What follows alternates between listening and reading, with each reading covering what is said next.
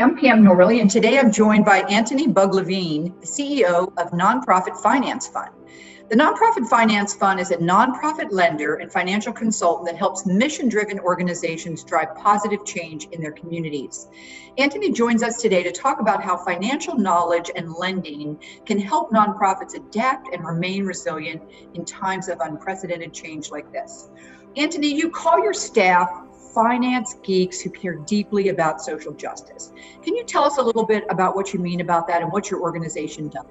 Sure. Thank you so much. And thanks for having us. I really appreciate people who are interested in the question of how do we get the best results for our giving. What the Nonprofit Finance Fund does specifically, we provide loans to nonprofits, loans to homeless shelters, food banks, soup kitchens, schools.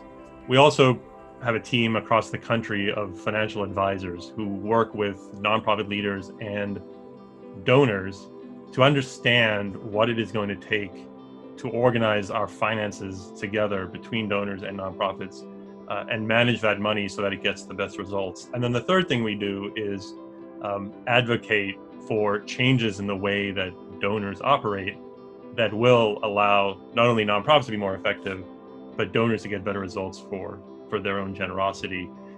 That is somewhat abstract. To say that we lend, we consult, and we advocate, that's the sort of technical side of what we do. The social justice side of what we do is the reality of when we do that work well, we're not only providing loans or advice, we are fundamentally supporting these incredible nonprofit leaders to drive progress in their own communities in ways that are very, very inspiring. So you talk about supporting nonprofits and trying to help with them in alignment with donors to understand the financial resources necessary to achieve the mission. Can you give me an example of something that you might be discussing with a nonprofit that would help them be able and achieve their mission? In East Oakland, there's an incredible organization called the Unity Council that for decades has been a real linchpin of the Latino community in that neighborhood. They're a multifaceted community development corporation. They have affordable housing they run a charter school, they have retail space they've developed for entrepreneurs, small business owners to be able to create viable businesses. We help them understand which contracts they were getting from either donors or government that were not covering their full costs, and therefore they had to regrettably turn down because while it served the mission, it was undermining the business. We help them make the case to their donors of what exactly they needed and why raising that kind of money would lead to better results, and that helped build the confidence of donors to support them. And really importantly, what that has meant for that community right now is in the context of the COVID crisis, rather than being crippled by the sudden drop in revenue that came from many of their programs shutting down, they were able to, because they were in a better financial position, stand up for that community. They have been distributing food. They have been approached by donors who said, we want to support small business owners. Can we do that through you? They've kept their staff on payroll rather than creating an even worse unemployment challenge in that community. And they've also been able to advocate to the city for why they could be a location for testing sites. So in a very practical way, there are people alive in that community today who might not have been if the Unity Council hadn't been able to do what they did. And they could not have done that if they hadn't been in a position after years of being incredibly thoughtful and decisive about managing their finances in a different way. That's an amazing story. And I think that, you've talked about working with the nonprofits. Let's talk about the donors. Can we talk a little bit about unrestricted gifts? Are you advising donors to think differently about how they do their granting? Providing unrestricted support has always been the best way to go. What the crisis has revealed so powerfully is how important it is, especially in this moment. I think there's really three reasons why it is so important. The first is the nonprofits you are providing money to are closer to both the problems they're trying to solve as well as the aspirations of the communities they serve. They will always know better than a donor who's outside that community, or even donors in that community but not doing the work every day, they will always know better what the best use of that money is to serve the mission. And so it's important for a donor to focus on the missions of the organizations you serve. Do you believe that that is a mission that is consistent with your values and what you want to see?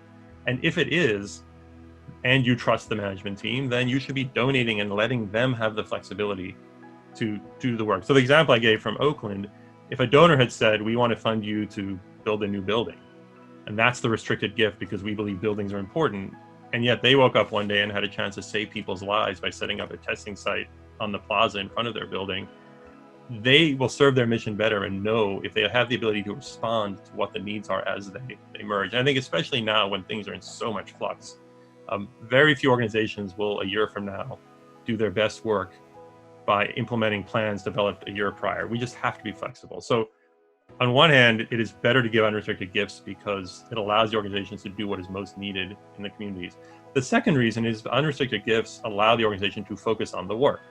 Anytime you give a restricted gift, then the organization is going to spend time filling out reports, tracking the numbers, and every hour they spend trying to fit what they are doing into what you want is an hour they're not spending doing the work. And then the third reason why unrestricted gifts are so important is just on an emotional level.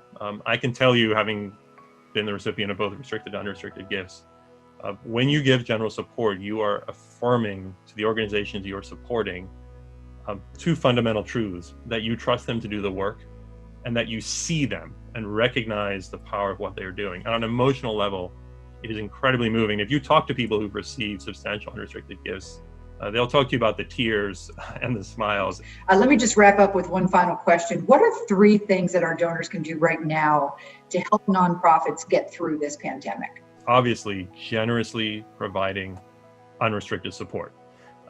That's an obvious one, and I hope, and I know that many of your donors and others have really stepped up, not only, again, to be more generous, but to be generous in ways that recognize the grantees you are supporting are in the best position to know what is best to do with your money. And the second, too, might be a little bit more controversial, but I absolutely believe, without being partisan, that if you want nonprofits to survive this crisis and the communities they serve to be able to come out of this, we have to be voting for leaders in government, whatever party they're in, who are going to fund social services at the level they need to be funded. So whether you care about homelessness or the local food bank or the hospital in your community, while your donations are important, it is very likely the most important source of revenue for them is government funding. And unless we get to the point where government contracts cover the full cost of what it takes to deliver those services, including paying a living wage to employees of those nonprofits, your own money is ultimately not going to help those nonprofits survive or the communities thrive. The third thing you can do to help nonprofits get through this crisis is wear a mask and socially distance. And the reason why that's so important is when this crisis started in March and April, many of us made the mistake of thinking it was going to be a few months in which we had to help these nonprofits survive so that when the fall came and we were able to emerge from social distancing and all their revenue engines came back and the work was started, they had been in okay shape. And we had a lot of crisis funds emerge, and a lot of your donors donated to them, and that was great. There's no way that can get us through a 9 months or 12 months or 18 months. So you've got to give generously and unrestricted. You've got to be supporting politicians and policies that provide full cost funding for our social services. And then ultimately, we've got to do everything we can as citizens to help end the health crisis, because it's only in ending the health crisis that we can really end the economic crisis for nonprofits and for everyone else. Well, with that, thank you so much, Antony. It was just a pleasure to have an opportunity to chat with you about things. I'm glad that your organization is strong. The Nonprofit Finance Fund is such a critical organization supporting other nonprofits, and we very much appreciate your leadership and that of your team as you continue to do this critical work. Thank you, and be well. Thank you so much.